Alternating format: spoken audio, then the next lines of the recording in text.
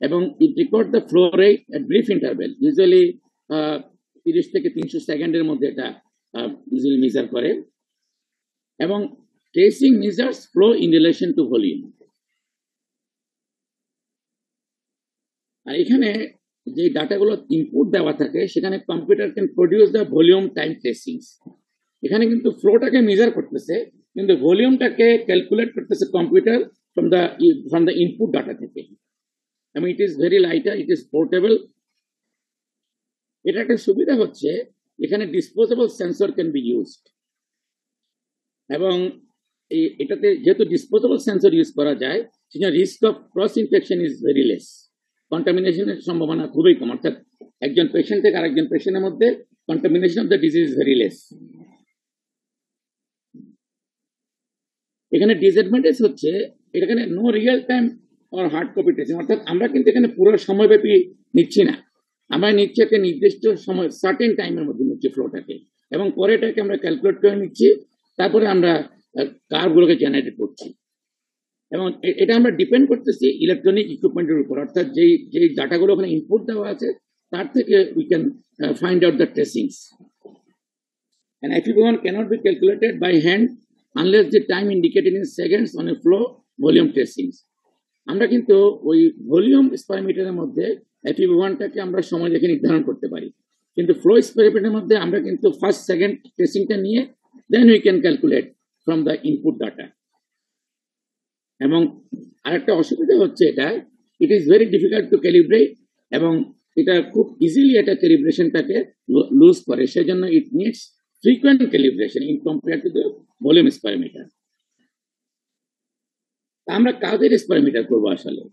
আমাদের কিন্তু ইনস্ট্রুমেন্ট না জানলেও হবে, but we have to know যে কাদের আমরা স্পাইরোমিটারটা করবো।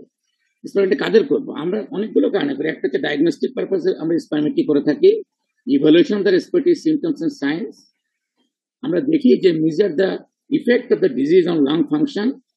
এছাড়া আমরা কিছু স্ক্রিনিং পারপাসে করে থাকি, যে একজন স্মোকার আছে, তার একটা more than 10 pack years history আছে, তার বয়স 35 বছর বেশি হয়, then we can do some screening test whether the patient has developed any respiratory disease or not. কিছু কিছু পেশেন্টের আছে যাদের পারসিস্টেন্ট কাশি থাকতেছে, হুইস থাকতেছে, চেস্ট পেইন থাকতেছে, সেক্ষেত্রে আমরা উই ক্যান ডু স্পাইরোমেট্রি। এছাড়া কিছু কিছু অকুপেশন আছে যেখানে টক্সিক সাবস্টেন্স ইউজ করা হয়, যেমন অ্যাসবেস্টস ওয়ার্কার অথবা স্টোন ক্রাশার, এইসব ক্ষেত্রে যে অকুপেশনাল ডিজিজ গুলো আছে সেখানে we can find out the impairment of the respiratory system. এছাড়া risk evaluation before some surgical procedure, specially যে কারো হয়তো চেস্ট সার্জারি করবো আমরা, we can do the spirometry to see the risk.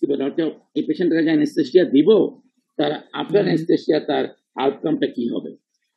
অথবা আমরা অ্যাবডোমিনাল কিছু আপার অ্যাবডোমিনাল প্রসিডিউর আছে, যেখানে আপার অ্যাবডোমিনাল প্রসিডিউর করার আগে we can do the spirometry whether the lung volume is enough or not to give him anesthesia without any risk.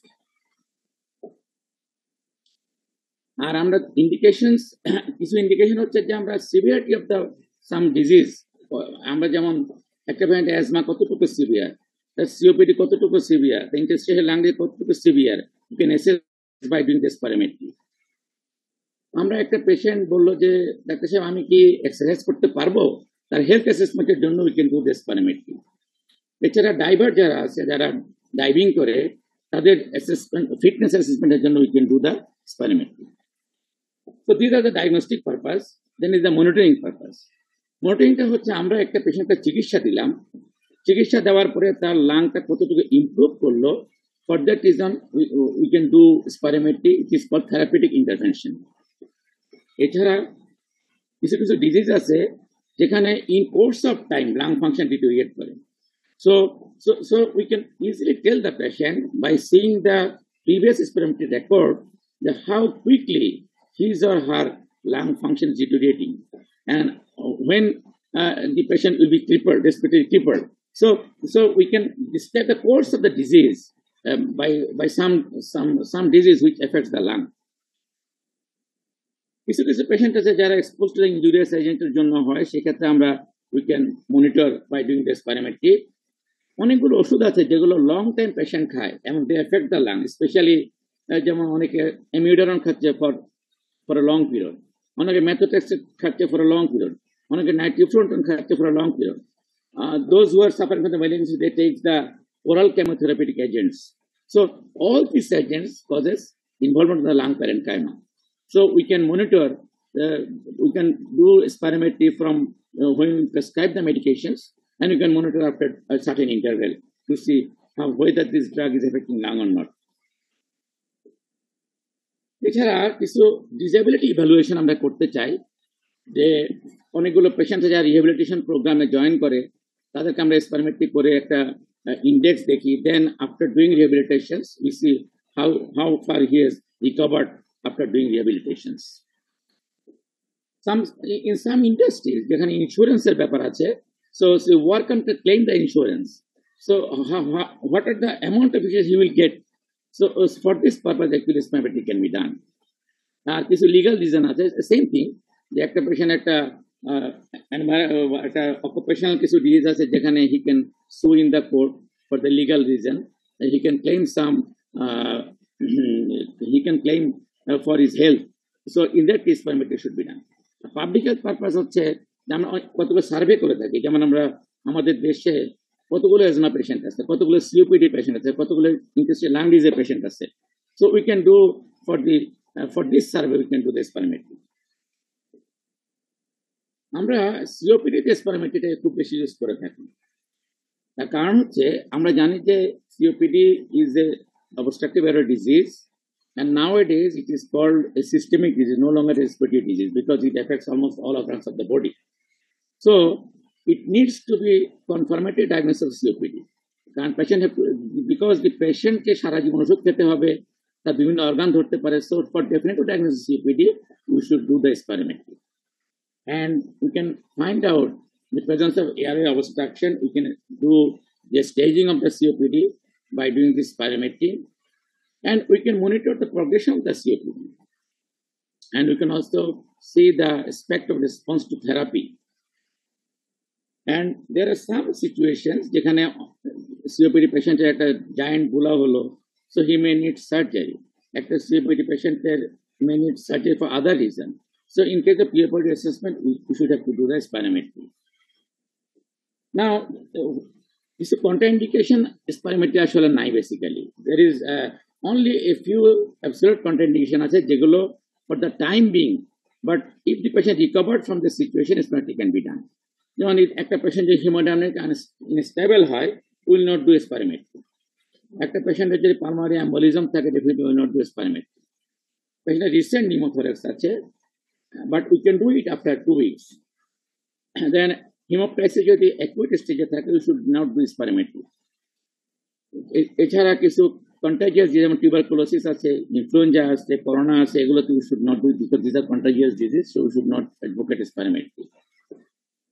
Recent myocardial infarction spirometry is not done, and intracranial hypertension, because আমরা জানি spirometry জোরে ফু দিতে হয়, so the intracranial hypertension actually it should not be done, and the acute retinal detachment সেখানেও spirometry করা হয় না. These are actually নিচের দুইটা কিন্তু absolute contraindication, উপরেরগুলো কিন্তু absolute হলেও if the patient recover from that state, we can do spirometry. Relative contraindication আছে, যেমন স্পারমেট্রিতে আমরা কিছু ইনস্ট্রাকশন দিব, so patient have to understand.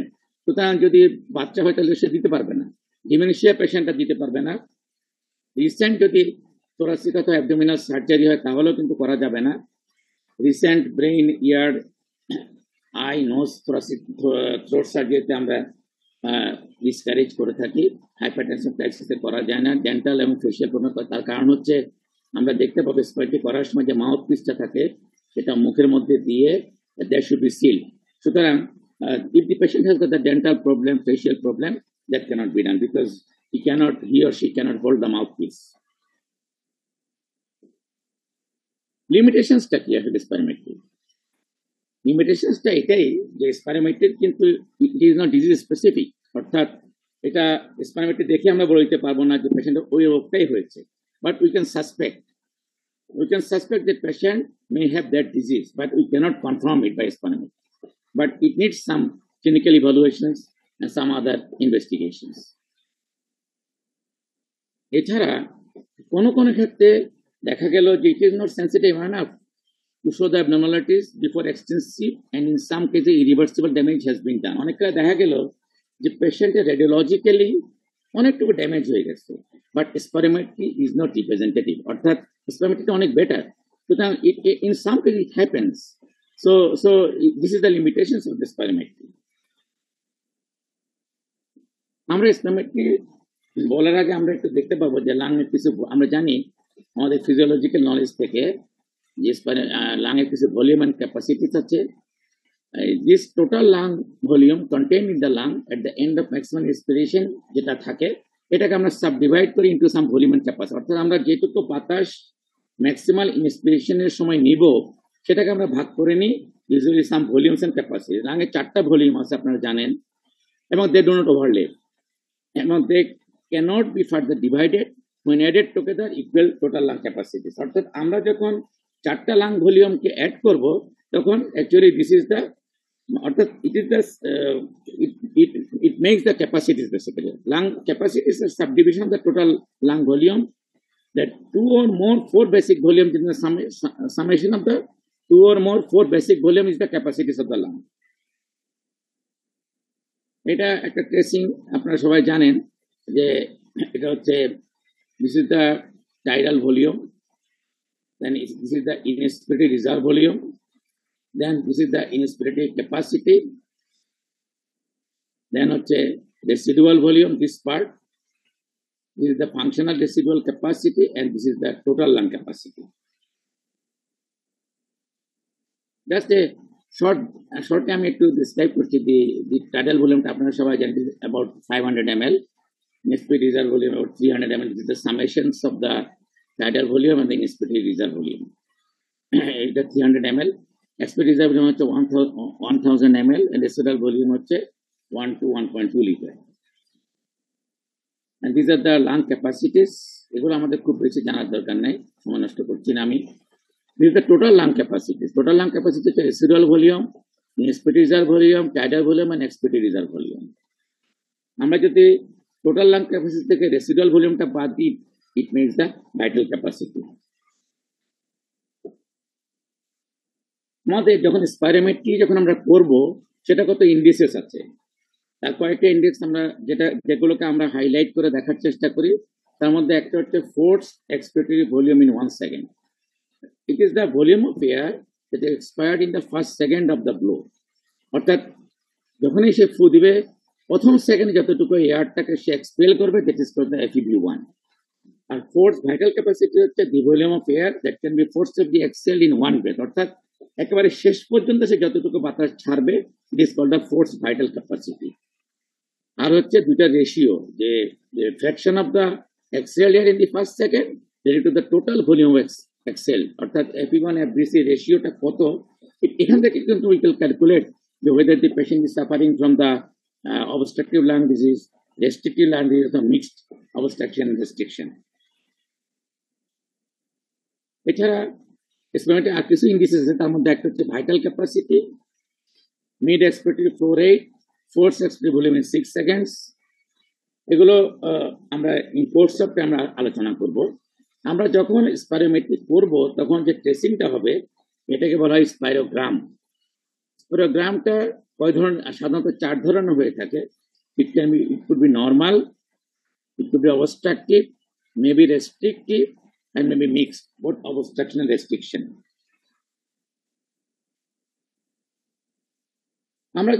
আমরা যে আলোচনা করলাম যে স্পাইরোমেট্রির যে প্রেডিক্টেড ভ্যালুগুলো আছে, এগুলো কিন্তু কতগুলো ফ্যাক্টরের উপর ডিপেন্ড করে।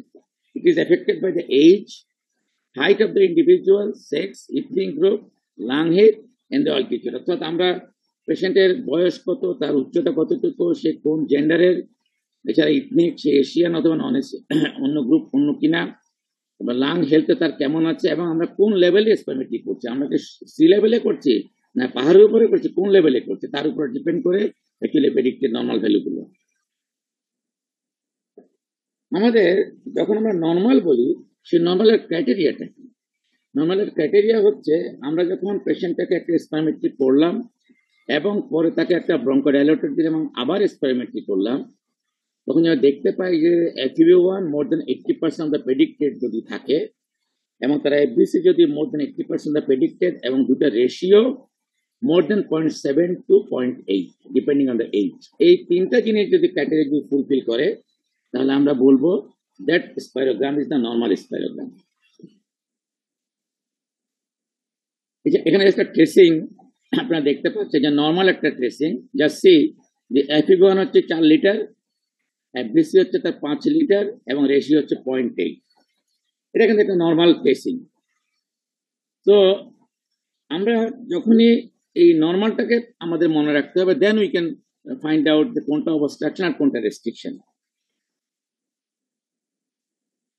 This is the normal tracing, আপনারা দেখতে পাচ্ছেন যে this is the normal tracing, you can see. Then see that this is the basically FEV1 এবং you see that FEV1 পেশেন্টের কত কমলো এক second, this is the first second, এই ফার্স্ট সেকেন্ড FEV1 হচ্ছে 1.8 লিটার, সিগনিফিকেন্টলি কমে গেল 1.8 litre. and FVC, this is the FVC, যে এরপরে কিন্তু তার আর বাড়ছে না, it becomes plateau, so it is 1.8 liter. So let us see, the ratio is 0.6, definitely এটা obstruction.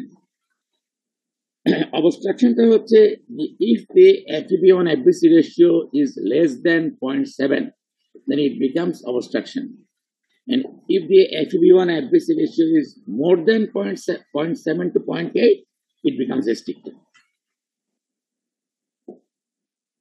So আমরা যখন একটা পেশেন্টের স্পাইরোমেট্রি করব, আমরা সিওপিডি যদি আমরা বলি তাহলে আমরা দেখতে পাবো যে তার পোস্ট ব্রঙ্কোডাইলেটর রেশিও হচ্ছে less than 0.7. আমরা বলেছি যে post bronchodilator FEV1 FVC ratio should B 0.7 to 0.8 এর মধ্যে থাকতে হবে। If it becomes less than 0.7 it is obstructive, if it becomes more than 0.8 it becomes restrictive. And post bronchodilator আমরা কিভাবে মেজার করি, আমরা it depends upon যে আমরা কি দিলাম। আমরা অনেক কিছু দিতে পারি, উই ক্যান গিভ দ্য সলবিটামল দিতে পারি আমরা, উই ক্যান গিভ টার্বোটালিন দিতে পারি আমরা, উই ক্যান গিভ প্রাটোপিয়াম দিতে পারি আমরা, কিন্তু প্রত্যেকটার জন্য একটা নির্দিষ্ট সময় দিতে হবে। ইফ ইউ গিভ দ্য সলবিটামল, আমরা সলবিটামল 400 মাইক্রোগ্রাম দেব এবং সেটা আমরা একবার 400 মাইক্রোগ্রাম দেওয়ার পরে 15 মিনিট পর আরেকবার করব, যাতে করে সাফিসিয়েন্ট পিরিয়ড যায়, যাতে করে এয়ারওয়ে ডাইলেট হতে পারে। Bronchiality reversibility testing is very important to differentiate COPD from asthma. আমরা asthma এবং COPD দুটাতেই কিন্তু obstruction হয়, তাহলে আমরা দুটাকে আলাদা করব কিভাবে ইনস্ট্যান্টলি আলাদা, মানে আমরা we can say the most likely this is a case of COPD, we can say this is most likely this is asthma, or we can say this is overlap, অর্থাৎ asthma এবং COPD দুটো combination থাকতে পারে। সুতরাং এটা quickly করতে হলে আমরা দেখতে হবে reversibility testing should be done, অর্থাৎ যে কোনো পেশেন্টের single spirometry should not be done. After doing a spirometry, give the patient bronchodilator, then do again a spirometry. Or the reversibility test is a mandatory for all patients, even for a normal person also. আমরা কিন্তু বলেছি যে spirometry কিন্তু not disease specific, সুতরাং we can help to differentiate COPD and asthma, but interpretation করতে হলে আমাদেরকে একটা ক্লিনিক্যাল হিস্ট্রি নিতে হবে, অর্থাৎ পেশেন্টের ক্লিনিক্যাল হিস্ট্রি নিতে হবে। We need some sorts of supportive criteria, কতগুলো সাপোর্টিভ ডাটা নিতে হবে আমাদেরকে টু মেক ইট কনফার্মেশনস। কারণ আমাদেরকে মনে রাখতে হবে যে asthma, neither asthma not COPD is diagnosed on spirometry alone. We can predict, or we can think that probably he or she is suffering from the asthma or COPD, but we need some other clinical history, some other data to confirmation of the asthma and COPD.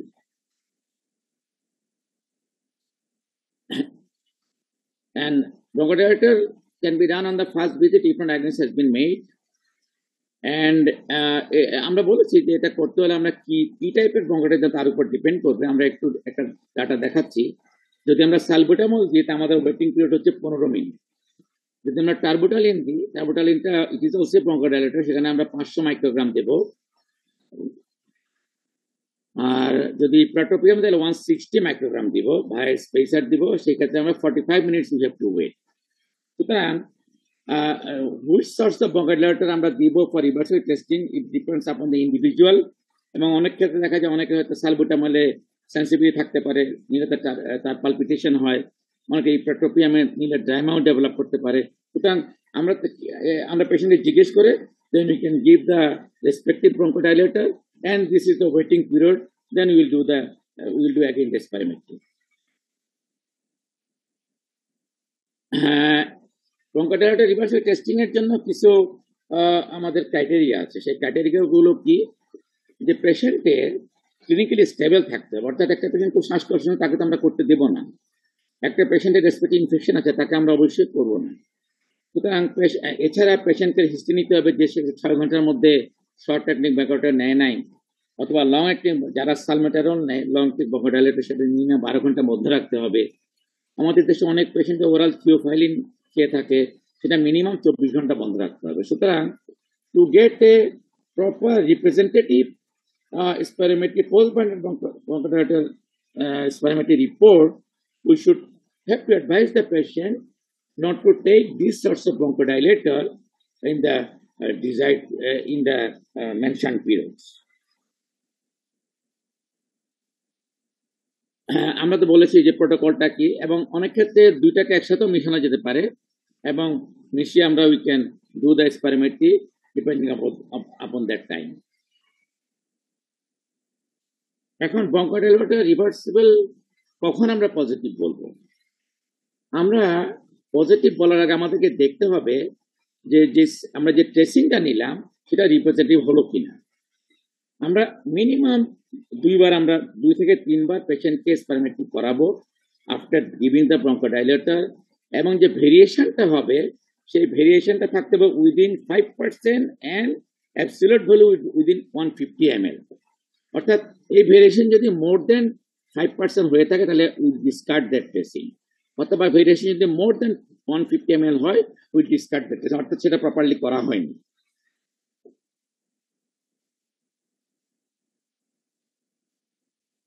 আমরা কখন reversal টেস্টের positive বলবো?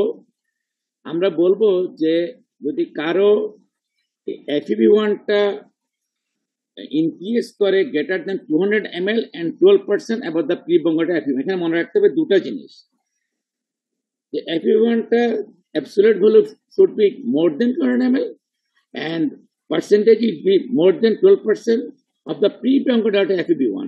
This is called positive. If it becomes after giving এটাকে এখানে মনে রাখতে হবে যে greater than 200 ml or 12% না, কিন্তু absolute value should be 200 ml and percentage should be 12% above the pre-bronchodilator FEV1.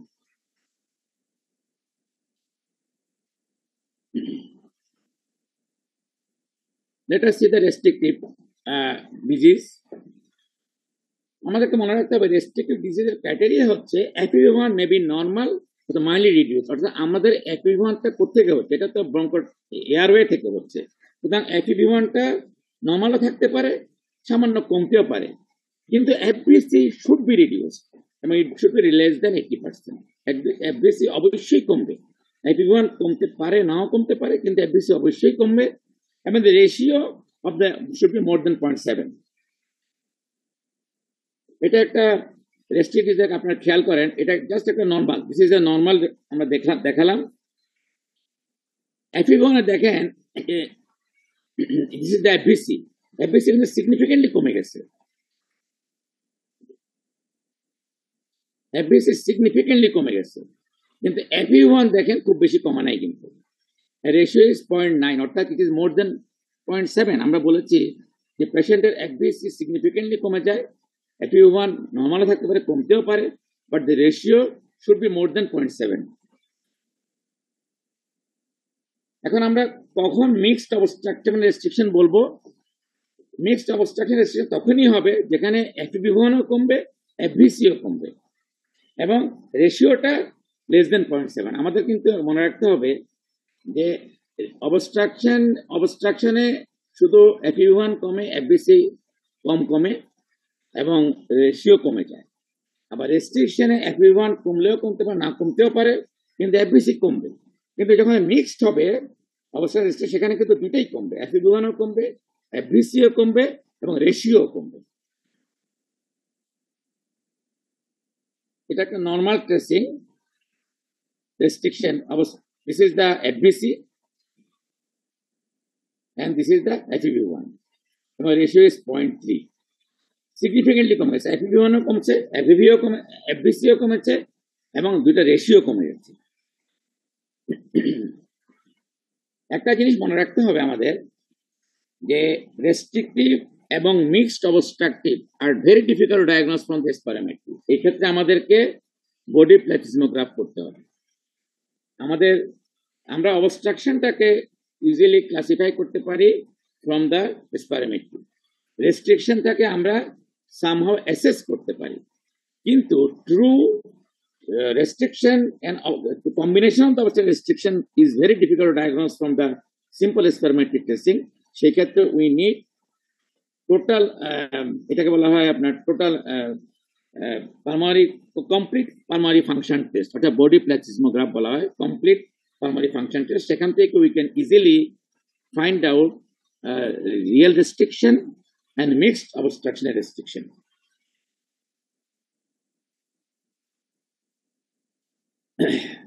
আমরা স্পাইরোমেট্রিতে অনেকগুলো কার্ভ দেখি, আমরা তার মধ্যে দুইটা কার্ভ দেখি, একটা ফ্লো একটা ভলিউম কার্ভ।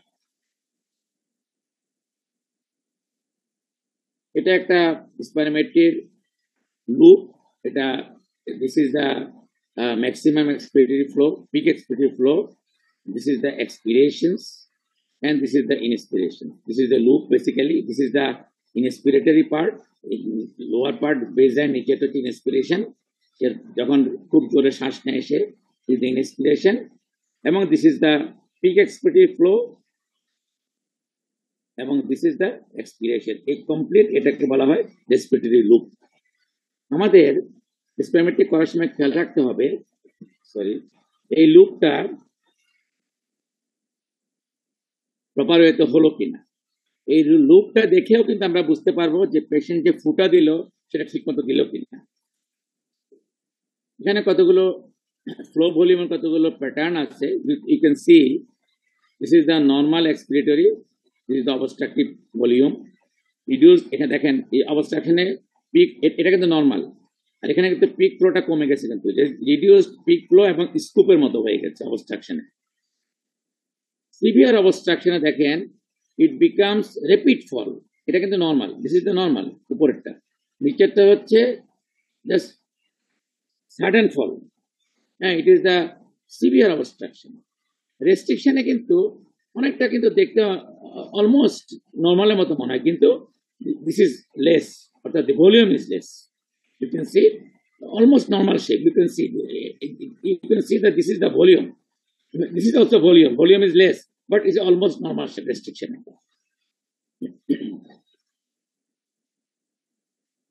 আমরা যখনই কোনো একটা স্পাইরোমেট্রি দেখতে পারবো, আমরা গ্রাফ থেকে বলতে পারবো যে তার কি রেস্ট্রিকশন আছে না। You can see this is the normal thing, and if it is obstructive, you can see this is the FVC, this is the FEV1. If it is restricted, this is the FVC, and this is the mixed. অর্থাৎ যদি obstruction হয় slow rise and prolonged full expiration করলে কিন্তু slow rise হবে। যদি restriction হয় just first উপরে উঠে কিন্তু এটা প্ল্যাটু হয়ে যাচ্ছে, আর যদি তার মিক্সড হয়ে থাকে slow rise, then gradually it becomes plateau, it becomes gradual.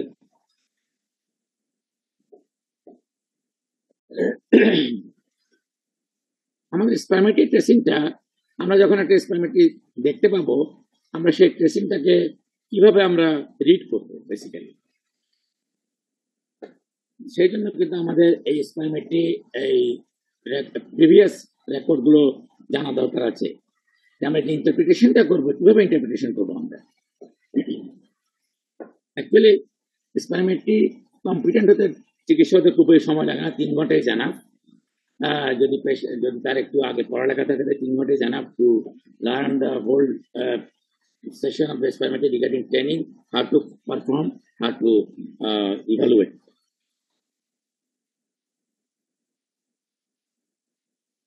আমরা যখন পেশেন্ট একটা এক্সপেরিমেন্টই করবো, পেশেন্ট আসার সাথে সাথে আমরা তাকে রেস্ট, তাকে একটু বিশ্রাম নিতে দেবো মিনিমাম 10 মিনিটস বিফোর পারফর্মিং এক্সপেরিমেন্টটি। এবং আমরা যখন এক্সপেরিমেন্টটি করবো, আমরা আগেও বলেছি, আমরা সে যখন ফু দিবে 3-4 বার ফু দেওয়ার পরে আমরা যে ট্রেসিং গুলোকে সিলেক্ট করব সেগুলোকে দেখতে হবে তার ভেরিয়েশনটা কতটুকু। আমরা বলেছি যে variation B within the 5%, less than 5% variation হতে হবে। Absolute value should be FEV1 less than 150 ml এর মধ্যে থাকতে হবে। আমরা যদি সেই তিনটাকে সিলেক্ট করে দিই, then computer will generate the data for that individual patients.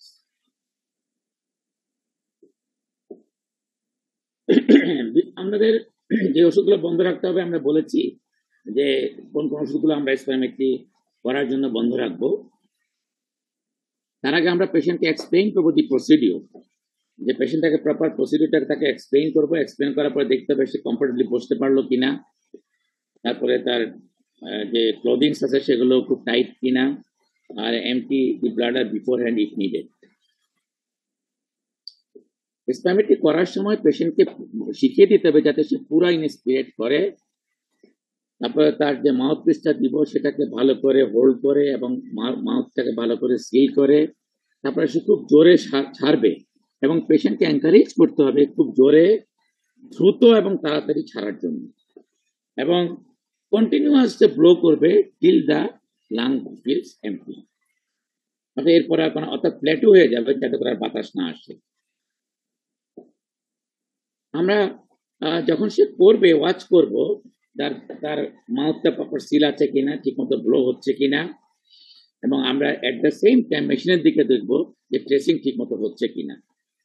আমরা যদি দেখতে পাই যে ট্রেসিং গুলোর মধ্যে যে ডিফারেন্স আমরা বললাম মোর দেন 5% যদি হয় অথবা 150 যদি বেশি হয়, then you can tell the patient to repeat experimentally procedure again.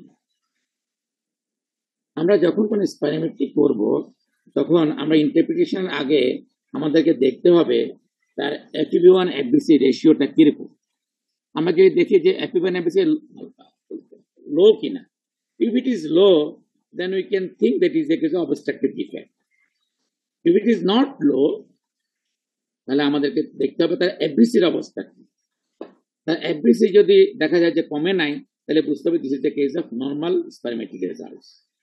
কিন্তু আমরা যদি দেখি যে তার রেশিওটা লো হয়নি কিন্তু তার FVC কমে গেছে, তাহলে বুঝতে হবে this is the case of restricted disease.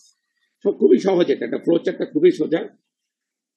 আমরা যদি দেখি তার FVC কমে নাই তাহলে বুঝতে হবে this is the case of normal spirometry, আর যদি কমে যায় তাহলে বুঝতে হবে this is restricted disease, then will do further evaluations. আমরা যদি দেখি তার রেশিওটা কমে গেছে তাহলে this is the case of obstructive, খুব সহজ, অবস্ট্রাকটিভ ডিজিজ। এখন আমরা দেখব তার FVC রেশিও কমছে কি অথবা কমে নাই। আগে তো দেখলাম রেশিওটা, then will see the FVC alone. FVC যদি কমে যায় তাহলে বুঝতে হবে যে patient has got the hyperinflation versus combined defect, হয় তার লাংয়ের এমফিসেমাটা চেঞ্জ আছে অথবা মিক্সড অবস্ট্রাকশন রেজিস্ট্যান্স দুটোই আছে। কিন্তু যদি দেখি যে আমরা FVC কমে নাই তাহলে বুঝতে হবে this is the pure obstruction. Then যদি তার আমরা চিন্তা করি যে তার কম্বাইন্ড ইফেক্ট আছে, then will do the reversible test with the beta agonist. আমরা রিভার্সিবল যদি পজিটিভ দেখি তাহলে by taking the history will diagnose asthma, and we find the reversibility is negative by taking the label as a COPD. সুতরাং আমরা তাহলে আমরা experimental testing এর প্রথম চোখটা পড়বে আমাদের রেশিওর উপরে। রেশিওটা দেখে আমরা ঠিক করবো রেশিও কমেছে কিনা, কমলে আমরা ঠিক করবো এটা অবস্ট্রাকশন কিনা, আর যদি না কমে থাকে তাহলে আমরা FVCর দিকে তাকাবো। FVC যদি কমে যায় ইট ইজ রেস্ট্রিক্টিভ, যদি না কমে it is normal. At the same time আমরা যদি অবস্ট্রাকশনটাকে লেবেল করি তখন আমরা দেখবো যে FVCর দিকে। তখন FVC যদি কমে যায় তাহলে বুঝতে হবে যে পেশেন্টের either hyperinflation অথবা কম্বাইন্ড ডিফেক্ট, আর যদি না কমে তাহলে pure obstruction. Then we'll do the reversibility test.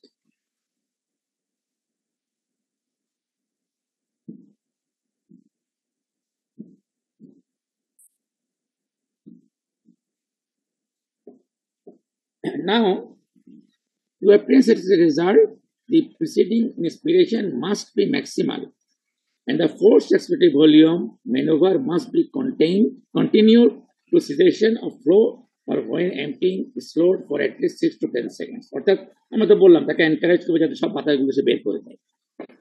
আর আমরা at least 3 acceptable blow, মানে কমপক্ষে সে 3 বার করবে, এবং র্যাপিড স্টার্ট মানে খুব কুইকলি শুরু করবে, অর্থাৎ বিগিনিং এ কোনো হেসিটেশন না হয়, এবং expiration should be at least 6 second, কমপক্ষে 6 সেকেন্ড সে এক্সপায়ার করবে, এবং at the end of the test no change in volume for at least 1 second after acceleration time of 6 seconds. অর্থাৎ আমরা দেখবো যে যে কার্ভটা হবে, যে এই কার্ভটা যাতে 1 সেকেন্ড পর্যন্ত যাতে কোনো চেঞ্জ না হয়, তাহলে বুঝতে হবে যে সে প্রপারলি তার বাতাসটাকে ইভাকুয়েট করেছে ফ্রম দ্য লাং। আমাদের এই টেস্টিংটা করতে হবে আমাদের নর্মাল রুমের টেম্পারেচারে। আমরা নোজ ক্লিপটাকে লাগাতে পারি আমরা, it can be done both sitting and standing, দুভাবে করা যেতে পারে। আমরা আগেও বলেছি যে রিপ্রডিউসিবিলিটি থাকতে হলে এই যে FE1 FBC যে variation that should be less than FE1 এর ক্ষেত্রে লেস দেন 150 ml, FBC এর ক্ষেত্রে লেস দেন 200 ml। আমরা বলেছি যে র্যাপিড টেক অফ করতে হবে যাতে কোনো হেসিটেশন না হয়, পেশেন্ট যাতে কাশি না দেয়, লিক না থাকে, অনেক সময় সে জিহ্বা দিয়ে অবস্ট্রাকশন করতে সেটা না হয়, গ্লটিকটাকে প্রপারলি ক্লোজ করতে হবে। এখানে দেখেন যে এই লুপটা বেসিক্যালি এই লুপটা এখানে শেষ হওয়ার কথা 6 সেকেন্ডের এখানে, কিন্তু দেখেন আর্লি গ্লটিক ক্লোজারের জন্য আগেই শেষ হয়ে যায়, অর্থাৎ ঠিক মতো করতে পারেনি পেশেন্ট। ইউ ক্যান সি যে এখানে এই কার্ভটা হওয়ার কথা হচ্ছে আসলে এইভাবে, দেখেন গ্লটিক ক্লোজার করার জন্য আর্লি টার্মিনেশন হয়ে গেছে। সুতরাং আপনি দেখেই বুঝতে পারবেন যে আমরা বলেছি যে মিনিমাম 6 সেকেন্ড এক্সপিরেশন হতে হবে, এটা কিন্তু লেস দেন 6 সেকেন্ড হয়ে গেছে। Expiration should be at least 6 second, এখানে লেস দেন 6 সেকেন্ড, অর্থাৎ আর্লি গ্লটিক ক্লোজার হয়ে গেছে, অর্থাৎ দিস প্রসিডিউর ফল্টি টেকনিক।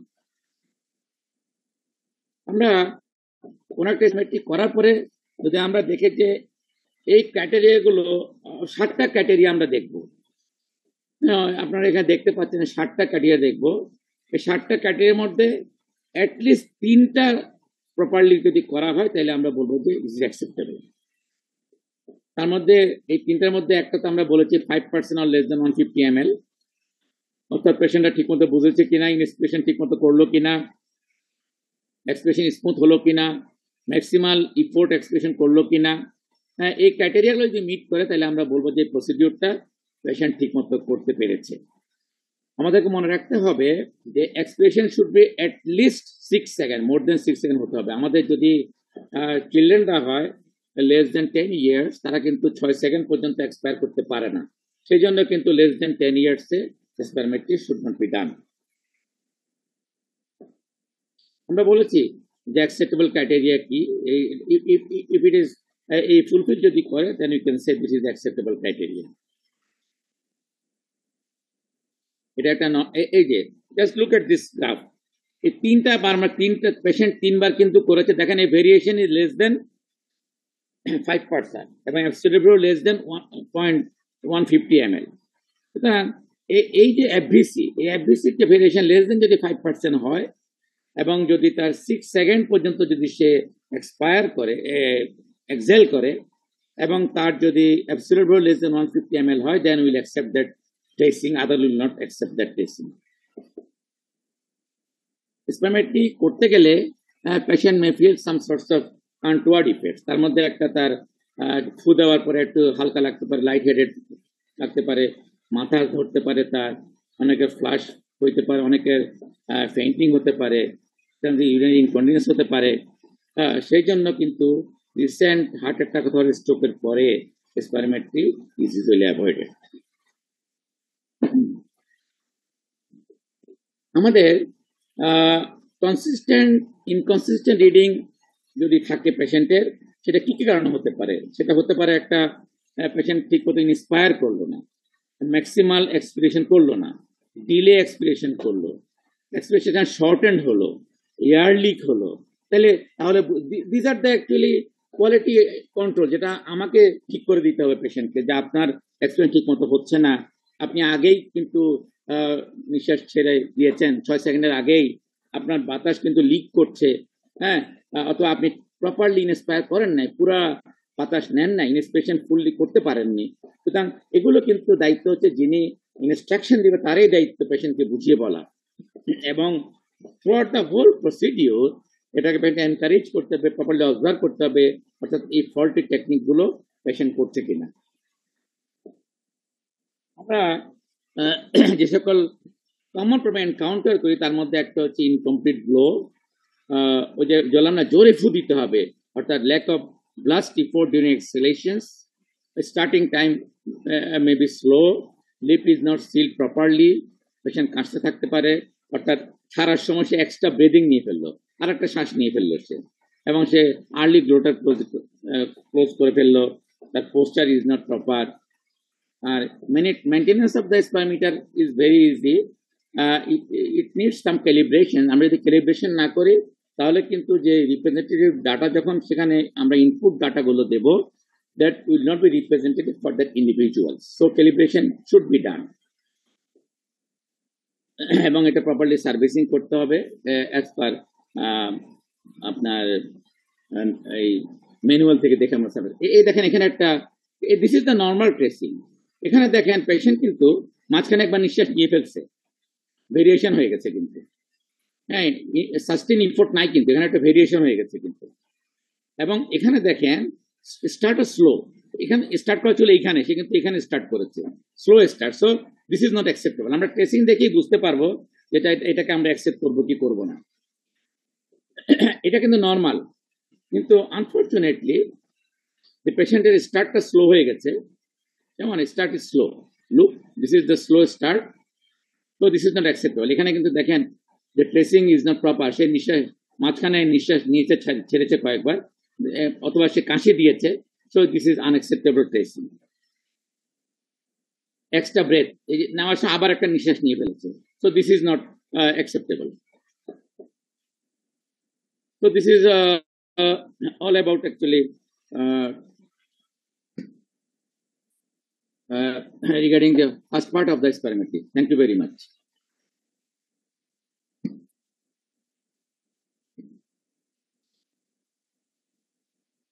আমরা এর পরে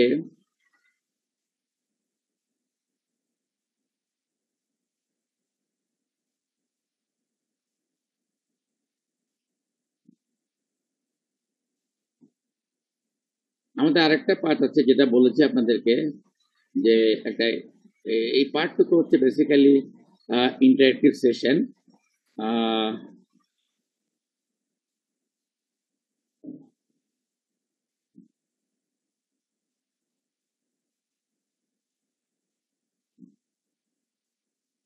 হ্যাঁ, আপনারা ইচ্ছা করলে একটু এখানে পার্টিসিপেট করতে পারেন, কিন্তু আপনারা তখন আমার সাথে ছিলেন। আমরা একটা এক্সপেরিমেন্টটি এটা কিভাবে ইন্টারপ্রিটেশন করব, আমাদের উদ্দেশ্য হচ্ছে বেসিক্যালি যে আপনাদেরকে শেখানো, আমরা ট্রেসিং দেখে how we can interpret this এক্সপেরিমেন্টটি।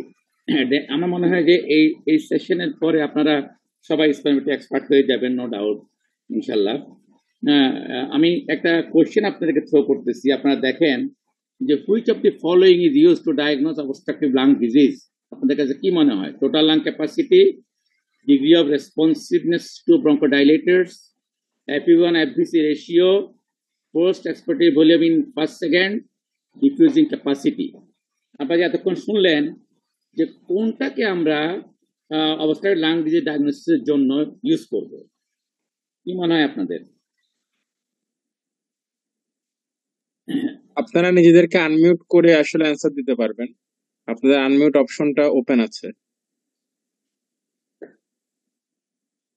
চ্যাটে না লিখে অ্যান্সার দিলে মনে হয় ইন্টারেকশনটা ভালো হবে। আপনারা যদি এখানে লজ্জার কিছু নাই তো, তাই না? আমরা সবাই শিখতে এসেছি, আমরা আপনাদের থেকে অনেক বেশি ভুল করছি লাইফে, আপনারা কিছু আপনারা আমাদের থেকে অনেক ভালো জানেন। আচ্ছা, আমরা তাহলে একটু এগিয়ে যাই না? হ্যাঁ, এটা দেখেন সি হবে, সি হবে sir, C FE1 FBC ratio, তাই না? রেশিও জি স্যার।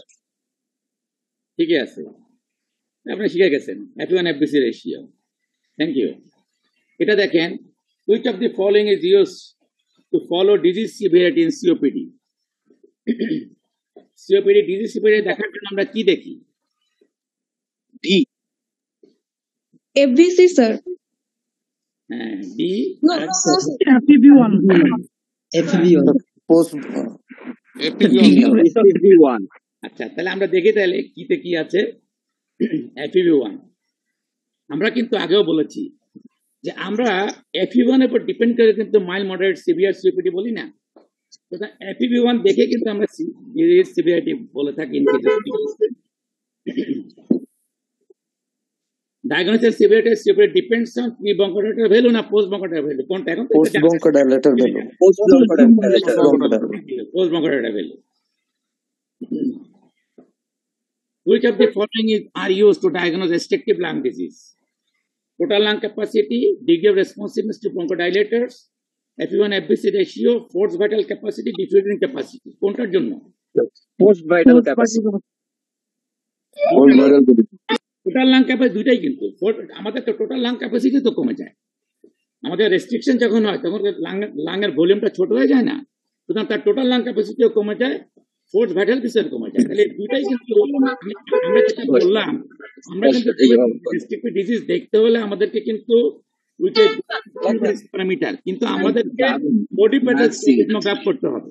সুতরাং টোটাল লাং ক্যাপাসিটি আমরা থেকে কিন্তু বের করতে পারবো না স্প্যারামিটার থেকে। We have to do the body parameter. সুতরাং রেস্ট্রিক্টিভ ডিজিজকে কনফার্ম করতে হলে আমাদের দুইটাই লাগবে।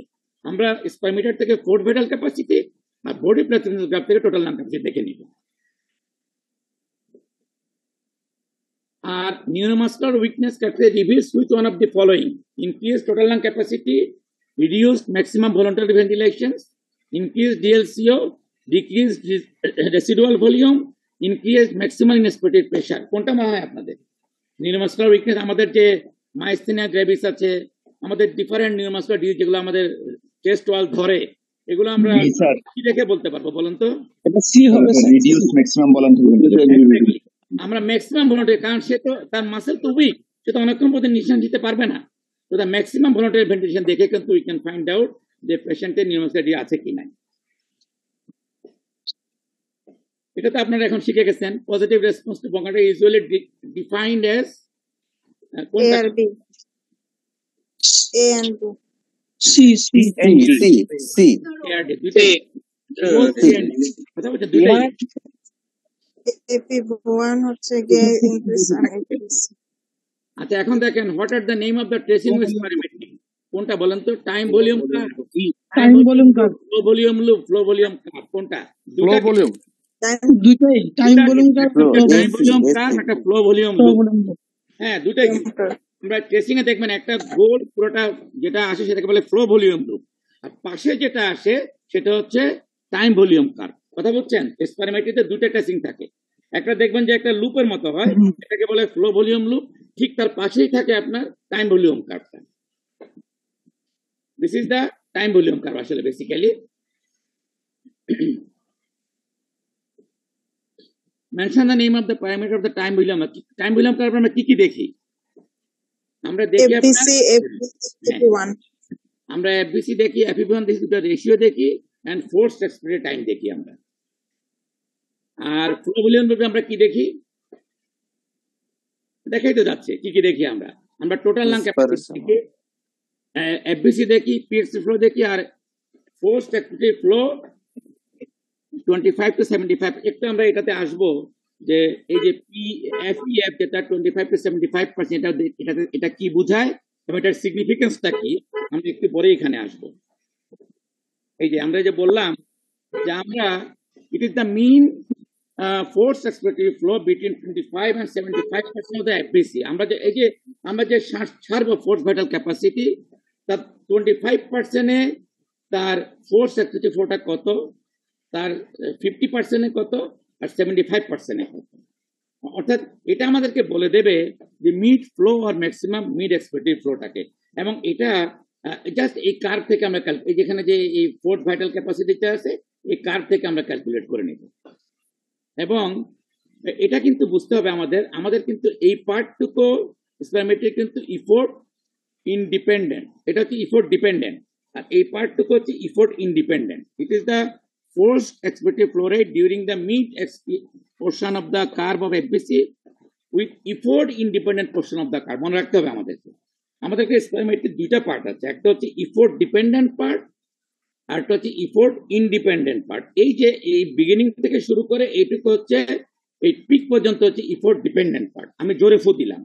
আর পরবর্তী পার্টটা হচ্ছে ইফোর্ট ইন্ডিপেন্ডেন্ট পার্ট। এই 25%, 25 থেকে 75% যেটা আমরা দেখাচ্ছি কার্ভে, এটা কিন্তু ইফোর্ট ইন্ডিপেন্ডেন্ট পার্ট। এটার সিগনিফিকেন্সটা কি? এটার সিগনিফিকেন্স হচ্ছে আমাদের যে স্মল এয়ারে গুলো আছে, আমাদের যে ব্রঙ্কিওস গুলো আছে, স্মল এয়ারে গুলো আছে, ওগুলো কিন্তু যখন এফেক্টেড হয় সেটা এখানে রিপ্রেজেন্টেশনটা হয়। আমাদের FEV1 রিপ্রেজেন্টেশন হচ্ছে লার্জ এয়ারওয়েজ, ট্র্যাকিয়া, প্রিন্সিপাল ব্রঙ্কা, এগুলো।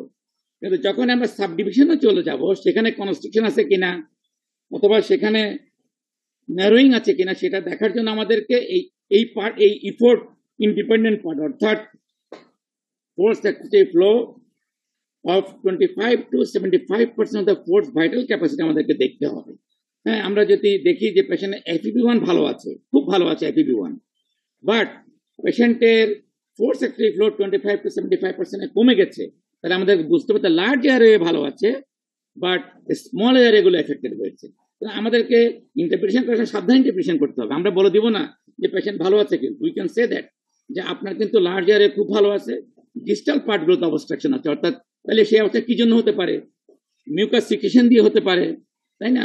ফরেন বডি দিয়ে, অনেক কারণ হতে পারে দ্যাট ডিস্টাল এয়ারে অবস্ট্রাকশন গুলো, স্মল এয়ারে অবস্ট্রাকশন গুলো। কোথাও ওইটা রিপ্রেজেন্ট করবে কিন্তু এই 25 to 75%। আমরা যে কথাটা বললাম যে এই যে মেজর এয়ারওয়ে, যে মেজর পার্ট হচ্ছে FEV1 FBC রেশিও না মেজর লার্জ এয়ারওয়ে, আর মাইনর গুলো আমরা দেখবো এই পিক এক্সপিরেটরি ফ্লোতে দেখবো FEO 25 to 70 maximum voluntary response to, এগুলো দেখবো না মাইনর গুলো। এটা হচ্ছে normal lung volume and capacities. এই কার্ভটা আপনারা অহরই দেখে থাকেন ফিজিওলজি বইতে। আমরা যে একটা পেশেন্টের যখন আমাদের সামনে কিন্তু এরকম একটা টেস্টিং আসে, তাই না? আপনারা দেখেছেন না দুইটা টেস্টিং, যেটা হচ্ছে লুপটা ফ্লো ভলিউম লুপ, এটা হচ্ছে volume curve, time volume curve, তাই তো পাশেরটা। আমরা কিন্তু একটা স্প্যামটি রেকর্ড করতে এই জিনিসগুলোই দেখবো।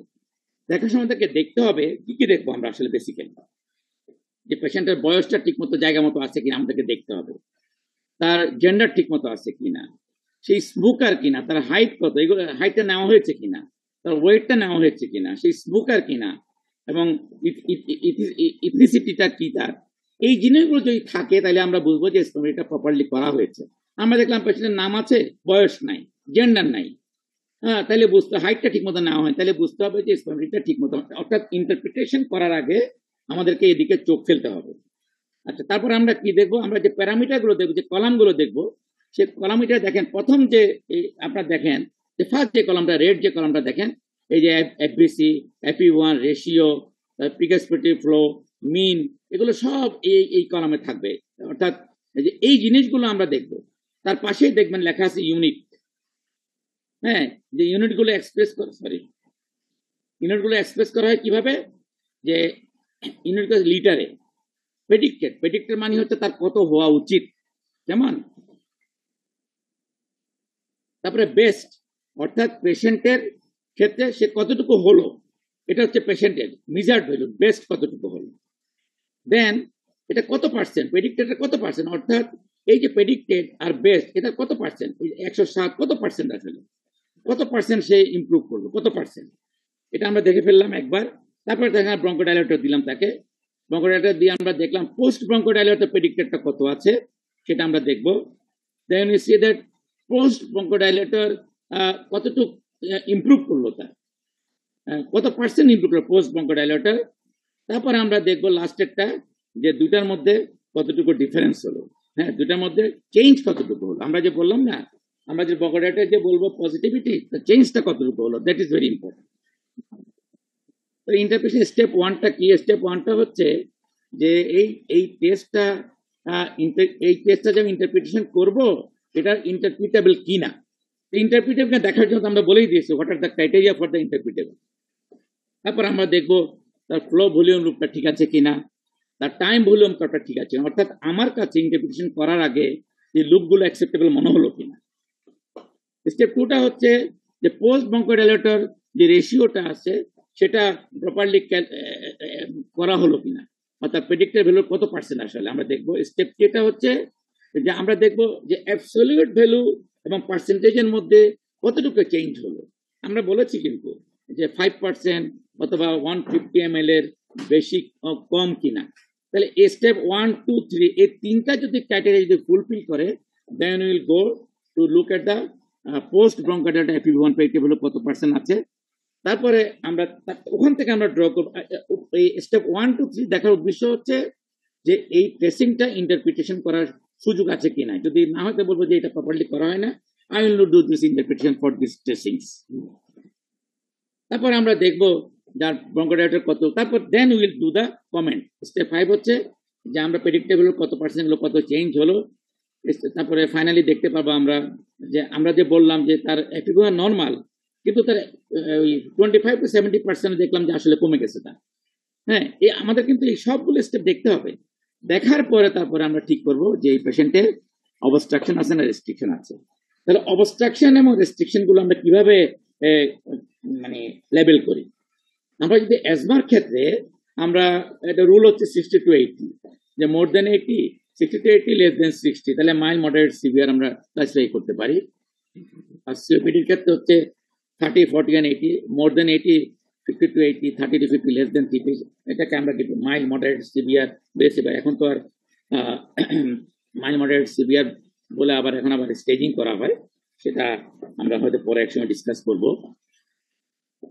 দেন যদি রেস্ট্রিকশন হয়, আইএলডির ক্ষেত্রে যেমন আমরা দেখবো রেস্ট্রিক্টেড যদি হয়ে থাকে, সেক্ষেত্রে আমরা দেখবো যে কত percent, more than 80%, 60 to 79%, 40 to 59%, less than 40%। অর্থাৎ একটা পেশেন্টের রেস্ট্রিক্টেড লাং ডিজিজ হয়, সেটা কি normal, mild restriction, moderate restriction না সিভিয়ার রেস্ট্রিকশন, সেটা ডিপেন্ড করতেছে আমাদের প্রেডিক্টেড FBC উপরে বেসিক্যালি। আপনারা একটু ইন্টারপ্রিটেশন এটা করতে পারেন ইচ্ছে করলে। দেখেন এখানে প্রি ব্রঙ্কোডাইলেটর রেশিও হচ্ছে 67% রেশিও, FBC হচ্ছে 2.44, FEV1 হচ্ছে 1.65। এটা হচ্ছে প্রি ব্রঙ্কোডাইলেটর। তাহলে হোয়াট ইজ ইউর ডায়াগনোসিস? আপনার ডায়াগনোসিস কি প্রি ব্রঙ্কোডাইলেটর, কি মনে হয় আপনাদের কাছে এটা? অবস্ট্রাকটিভ। হ্যাঁ, definitely this is the case of obstructive air disease. আমাদের পোস্ট ব্রঙ্কোডাইলেটর দেখেন আপনার 71.5, 2.85, 2.2, অর্থাৎ চেঞ্জ কত হচ্ছে 23%। তাহলে তার মানে এটা কি রিভার্সেবল, তাই না? Reversible sir. হ্যাঁ, তাহলে আমাদের ফাইনাল ডায়াগনোসিসটা কি? It is reversible obstructive air disease. The most suggestive wise আমরা তো বলেছি যে অ্যাজমা, COPD যেটাই হোক, even in a restricted and we cannot diagnose from the experiment, we can think about it. It needs some other parameters to level assessment the COPD. এটা দেখেন আপনার pre bronchodilator আপনার রেশিওগুলো আপনারা দেখতে পাচ্ছেন যে FEV1 FBC ratio 53, FBC 2.95, FEV1 1.5। কি আপনাদের কি মনে হয় এটা আপনাদের কাছে? স্যার মিক্সড হতে পারে। কেমন? হ্যাঁ, কারণ এখানে দেখেন FEV1 কমেছে, FBC কমেছে, রেশিও কিন্তু অনেক কম। আমরা বলেছি রেস্ট্রিকশনের জন্য কিন্তু অবস্থা থাকতে হবে 0.7 এর উপরে। পোস্ট ব্রঙ্কোডাইলেটর দেখেন যে ইন্টারেস্টিংলি যে পেশেন্টের রেশিও কিন্তু খুব বেশি ইমপ্রুভ করে নাই, কিন্তু খেয়াল করছেন? তাহলে what is your final diagnosis? COPD। Fixed airway obstruction. এটা বেসিক্যালি ইউনিভার্সাল COPD আসলে। কেমন স্যার আপনাদের? এটা মিক্স বলতে পারবো না কেন? হ্যাঁ, মিক্স বলতে পারবো না কারণ সে প্রসঙ্গে মিক্সটা দেখালেই বুঝতে পারবেন কেন বলতে পারবো না। কারণ মিক্সড বলতে হলে আমরা বলেছি ট্রু মিক্সড বলতে হলে আমাদেরকে বডি প্লাটিনোগ্রাফ করতে হবে, otherwise we cannot say true mixed. True mixed কারণ এখানে কিন্তু সিগনিফিকেন্টলি কমে গেছে FEV1 FBC রেশিও, কিন্তু এটা কিন্তু চেঞ্জ হয় না খুব একটা। রেস্ট্রিকশনের ক্ষেত্রে আপনার এটা কমবে, কিন্তু এত কমবে না, কিন্তু দেখবেন এটা ইট ইজ নিয়ার অ্যাবাউট 60 উপরে থাকবে, আনলেস সিভিয়ার রেস্ট্রিকশন। একটু পরেই দেখতে পাবেন আপনারা। এখানে দেখেন যে রেশিও হচ্ছে 52, FBC 1.7। এগুলো একটু সামনাসামনি থাকলে খুব ভালোভাবে ইন্টারপ্রিটেশন করা সহজ হতো আপনাদের জন্য। যাই হোক, FBC 1.42 এবং FEV1 হচ্ছে, তাহলে it is the case of obstructive air disease, তাই না? কিন্তু এখানে দেখেন পোস্ট ব্রঙ্কোডাইলেটর কিন্তু চেঞ্জ হয়েছে, কিন্তু খুব বেশি চেঞ্জ হয়নি আসলে। এখানে কিন্তু রিভার্সেবল ফিক্সড এয়ারওয়ে ডিজিজ, অর্থাৎ আমরা একটু পরে আসবো কোনটাকে আমরা ফিক্সড এয়ারওয়ে ডিজিজ বলবো, রিভার্সেবল বাট ফিক্সড এয়ারওয়ে কখন আমরা বলবো একটু পরে আমরা দেখতে পাবো। আমাদের কতগুলো ডিজিজ আছে যেখানে আপনার একটা পেশেন্ট একটা অ্যান্ড্রোবঙ্কের টিউমার আছে, তার সাথে অবস্ট্রাকশন আছে, তার ব্রঙ্কোডাইলেশন অবস্ট্রাকশন রিলিভ হয়ে গেল, কিন্তু অ্যান্ড্রোবঙ্কের টিউমারটা তো রয়ে গেল। তাহলে ওই এয়ারওয়ে অবস্ট্রাকশন হচ্ছে reversible, but because of the lesion it is fixed, so it is called reversible fixed airway obstruction. Sir ভ্যালুর পার্থক্যটা কতর বেশি হলে আমরা বলবো যে বেশি চেঞ্জ হয়েছে? তবে আপনার দুইটা, একটা হচ্ছে F1 FBC ratio both 12% and 200 ml, দুটাই হতে হবে। কথা বুঝছেন? বোথ 12% and 200 ml দুটাই হতে হবে FEV1 FBC দুইটার ক্ষেত্রেই। কিন্তু রিভার্সিবিলিটি পজিটিভ হতে হলে that should be both more than 12%, more than 200 ml, একটা না, যে কোনো একটা না। কিন্তু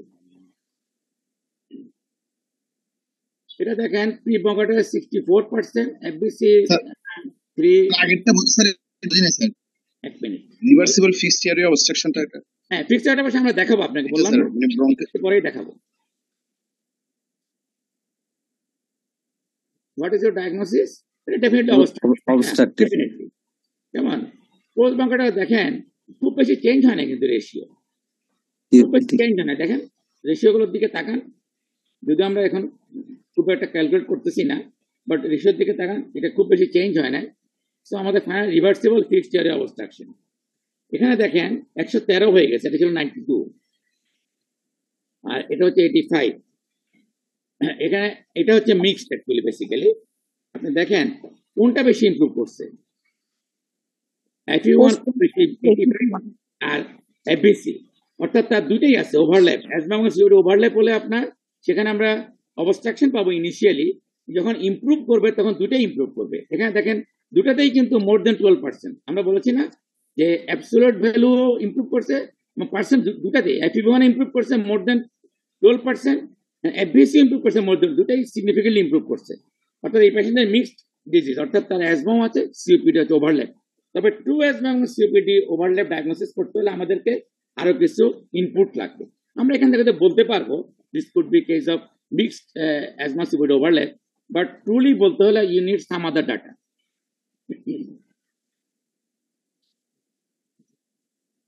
এটা রেস্ট্রিক্টিভ, খুব ইজিলি বোঝা যাচ্ছে তাই না? Ratio 89, definitely restrictive.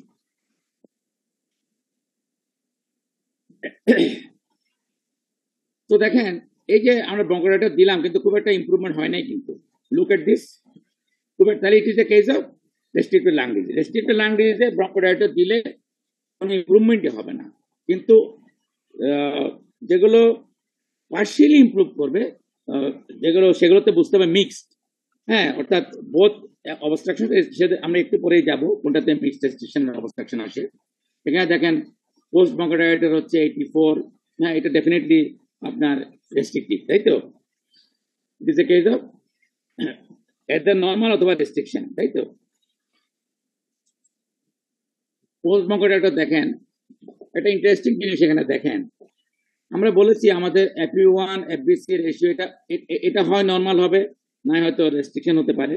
কিন্তু দেখেন এখানে যখন আমরা আসলাম, যে চেঞ্জটা দেখেন যে 84 থেকে পোস্ট ব্রঙ্কোডাইলেটর 83 হলো, কিন্তু FEV1টা কিন্তু সিগনিফিকেন্ট 2.77, অর্থাৎ কিছুটা ইমপ্রুভ করলো। আমাদের ইন্টারপ্রিটেশন আমাদেরকে নর্মাল মনে হচ্ছে, কিন্তু আমরা যখন ব্রঙ্কোডাইলেটর দিলাম তাহলে কিন্তু সেটা ইমপ্রুভ করলো। অর্থাৎ এখানে কিন্তু পেশেন্টের some source of small air involvement ছিল, অর্থাৎ পেশেন্টের লার্জ এরিয়াগুলো ভালো আছে, স্মল এরিয়াগুলো ইনভলভ আছে, সেই জন্য কিন্তু আমাদের FEV1টা এই চেঞ্জটা আমরা দেখতে পাবো পিক এক্সপেক্টেড ফ্লোতে, যেটা কিন্তু ইমপ্রুভ করে গেল আপনার 7.3 থেকে 8.70-তে। তাহলে পোস্ট ব্রঙ্কোডাইলেটর যদি ইমপ্রুভ করে তাহলে বুঝতে হবে যে এই পেশেন্টের স্মল এয়ারওয়ে ইনভলভ হলো। স্মল এয়ার ইনভলভ হয় আর্লি কিসে আপনার আমাদের অ্যাজমাতে হতে পারে। অর্থাৎ এটাকে যদি আপনি নর্মালও বলেন কিছু যায় আসে না, কিন্তু যখনই আপনি যখন শুধু by seeing the pre-bronchodilator response, you can say this is a case of normal. But after being bronchodilator কিছুটা ইমপ্রুভ হলো, তাহলে আপনাকে ঠিক করতে হবে যে পেশেন্টের ডেফিনেটলি স্মল এয়ারওয়ে ইনভলভমেন্ট ছিল, অর্থাৎ আর্লি অ্যাজমাতে আপনার স্মল এয়ার ইনভলভমেন্ট থাকে, সেক্ষেত্রে ইনিশিয়াল টেস্টিং নর্মাল থাকে এবং পরে যখন আমরা ব্রঙ্কোডাইলেটর দিব তখন it becomes a bit improvement. সেটা আমরা দেখতে পাই এফএ অর্থাৎ ফোর্স এক্সপিরেটরি ফ্লো 25 to 75%। আমরা যে কথা বলেছি যে ওই যে পেশেন্টের, এই জন্য আমরা বলবো পেশেন্টের তখন হিস্ট্রি নিতে হবে যে আপনার কি অনেকক্ষণ এক্সারসাইজ করলে আপনার শ্বাসকষ্ট হয় কিনা, আপনি যদি সিঁড়ি দিয়ে লাফিয়ে রাখলে শ্বাসকষ্ট হয় কিনা, অর্থাৎ সে বলবে যে না ডাক্তার সাহেব আমি তখন খুব ভালো আছি, কিন্তু আমি যখন খুব খেলাধুলা করি তখন আমার শ্বাসকষ্ট হয়। তাহলে বুঝতে হবে this A case of early asthma, হয়তো এক্সেসিভ অ্যাজমা আছে অথবা তার সাম সর্টস অফ ইরিটেন্টস এর জন্য তার অ্যাটাক হয় আর্লি, সেজন্য আমরা এটা চেঞ্জটা পাবো স্মল এয়ারওয়েতে, লার্জ এয়ারওয়েতে কিন্তু আমরা কোনো চেঞ্জ পাবো না। ওই যে আমরা যে বললাম যে পোস্ট ব্রঙ্কোডাইলেটর এই চেঞ্জগুলো আমরা দেখবো যে কতটুকু। এই দেখেন এখানে প্রি ব্রঙ্কোডাইলেটর কিন্তু ছিল 62, 72, 36%। পোস্ট ব্রঙ্কোডাইলেটর চেঞ্জটা হলো একই 25%, 32, 75-এ 32, 75%। তাহলে আমাদের ফাইনাল ডায়াগনোসিস কি? It is a case of small airway disease.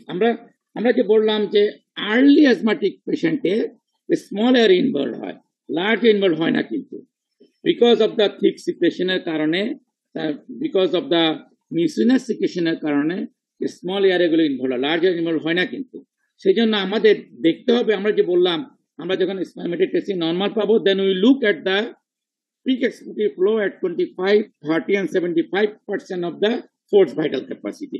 ওটার দিকে আমরা তাকাবো। আমরা যেটা বললাম যে ইফোর্ট ইন্ডিপেন্ডেন্ট পার্টের দিকে আমরা তাকাবো, আমরা তাকিয়ে দেবো কতটুকু চেঞ্জ হয়েছে, then you can do some sorts of interpretation. এই কথাটা বললাম। স্যার এই আগেরটাতে স্যার পিএফ কি স্যার ইমপ্রুভ হবে না স্যার? ইমপ্রুভ হয়েছে, স্মল এয়ার 37% চেঞ্জ হয়েছে। কিন্তু এটা তো মানে এটা দেখাচ্ছে আমরা প্রি ব্রঙ্কোডাইলেটর, কিন্তু পরে ইমপ্রুভমেন্ট 37%। এগুলো কিন্তু ইমপ্রুভমেন্টের পার্সেন্টেজ, এটা কিন্তু অ্যাবসলিউট ইয়ে না, মানে এটা কতটুকু ইমপ্রুভ করলো সেটার পার্সেন্টেজ কিন্তু এটা, বুঝতে পেরেছি? এটা 37% ইমপ্রুভ করেছে, এই টেস্টিং দেখে আমরা বুঝবো। আমরা তো অ্যাবসলিউট এখানে দিই নাই, এখানে এই টেস্টিং, এখানে পাশে একটা টেস্টিং আছে, ওই টেস্টিং দেখে এই যে এখানে রেড যে কলামটা আছে না, রেড কলামের মধ্যে দেখতে পাবেন যে কত পার্সেন্ট ইমপ্রুভমেন্টটা হয়েছে। এই যে এখানে রেড কল একটা বক্স করা আছে, দেখতে পাচ্ছেন আপনারা? নিচে টেস্টিং এর নিচে একটা রেড বক্স আছে, দেখতে পাচ্ছেন? জি স্যার, দেখা যাচ্ছে। ওই রেড বক্সের মধ্যে থেকে আমরা ইন্টারপ্রিটেশনটা নিব। আচ্ছা আপনি বলবো স্যার, আমরা অসুবিধা হচ্ছে আপনাদের? এখানে সামনে দেখতে হয় টেস্টিং গুলো। না স্যার, কত পার্সেন্ট চেঞ্জ হলে বলবো স্যার আমরা যে এটা এখানে এনি অ্যামাউন্ট অফ পার্সেন্টেজ, এই এফইপিএফ কিন্তু any amount of change after bronchodilator, কথা বলছেন? এনি অ্যামাউন্ট অফ ইভেন 2% যদি চেঞ্জ হয় তাহলে বুঝতে হবে স্মল এয়ার ইনভলভমেন্ট আছে, ইভেন 3% অফ চেঞ্জ হয় বুঝতে হবে small amount, any amount of change, এখানে কিন্তু কোনো ভ্যালু নাই, কিন্তু any amount of change is significant. এটা তো স্মল এয়ার রিপ্রেজেন্ট করে, সুতরাং any amount of change after bronchodilator is significant in case of small airway disease. Is it clear? Any amount of change. Yes, sir.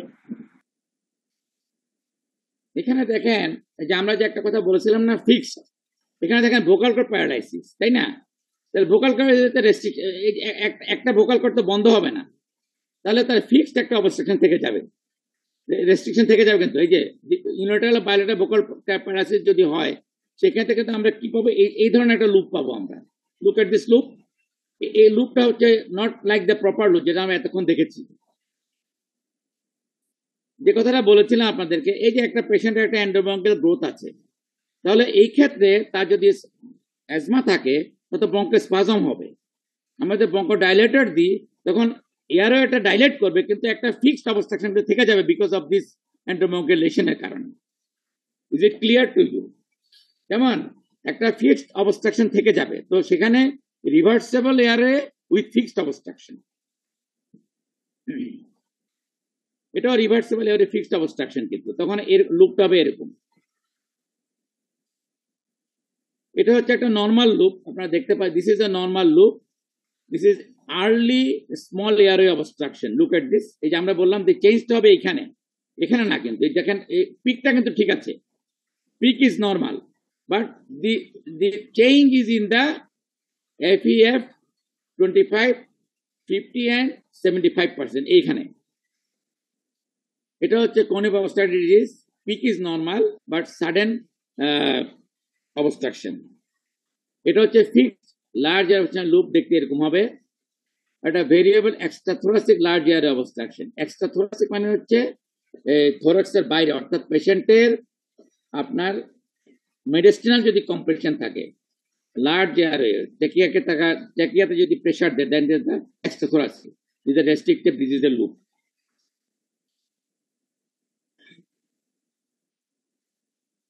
Thank you very much.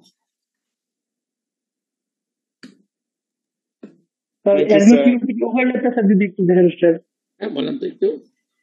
Sir overlap যেটা বলুন sir, advance ইউপিডি overlap এটা sir যদি একটু। Overlap না,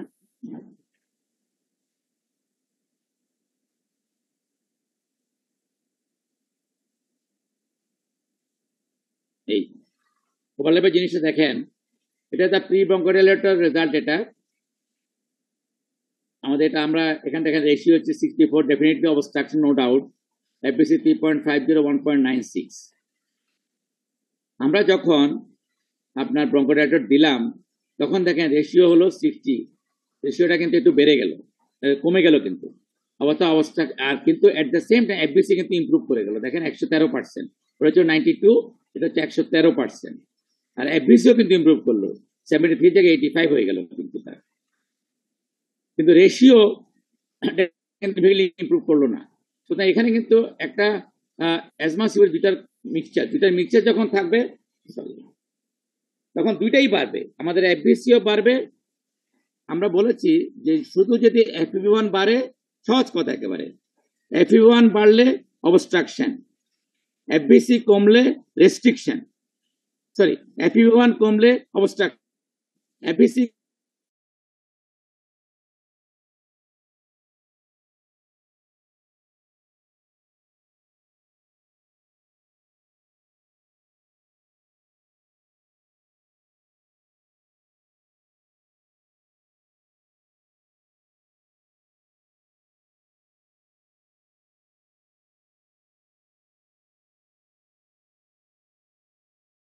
যাদের overlap থাকে তাদের, সুতরাং তাদের যখন ইমপ্রুভমেন্টটা হয় সেখানে আপনার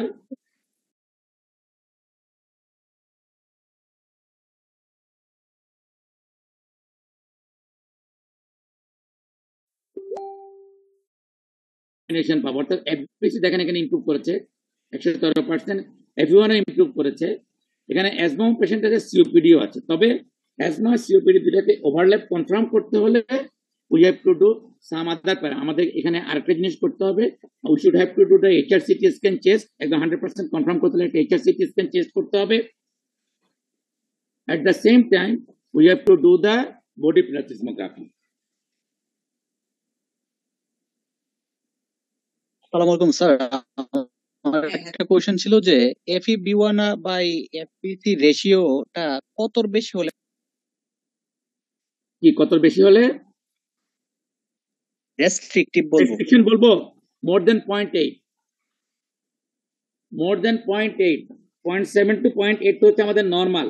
মোর দেন যদি 0.8 হয় তাহলে আমরা রেস্ট্রিকশন বলবো, লেস দেন 0.7 হলে অবস্ট্রাকশন বলবো। ক্লিয়ার কিনা? জি sir, clear, thank you. Sir একটা প্রশ্ন ছিল স্যার। বলেন স্যার রেশিওটা তো স্যার ডিপেন্ড করতেছে FEV1 বেশি কমলো নাকি FBC বেশি কমলো? এক্স্যাক্টলি, কারণ সেটার থাকতেছে FEV1 থাকতেছে উপরে, কেমন যখন